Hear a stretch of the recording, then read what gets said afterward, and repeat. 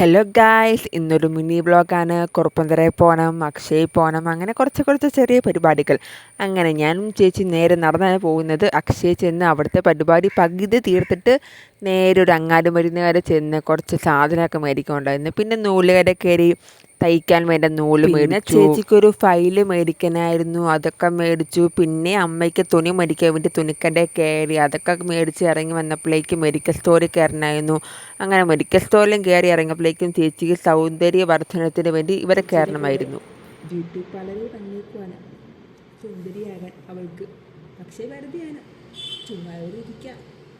അങ്ങനെ വീട്ടിലേക്ക് കുറച്ച് ചോക്കോബാർ മേടിച്ചു. നമുക്ക് ഇനി തിരിച്ച് വീട്ടിലേക്ക് പോകാം എന്ന് ഞാൻ പറയൂല, കാരണം പഞ്ചായത്തിൽ പോകാനുണ്ട്.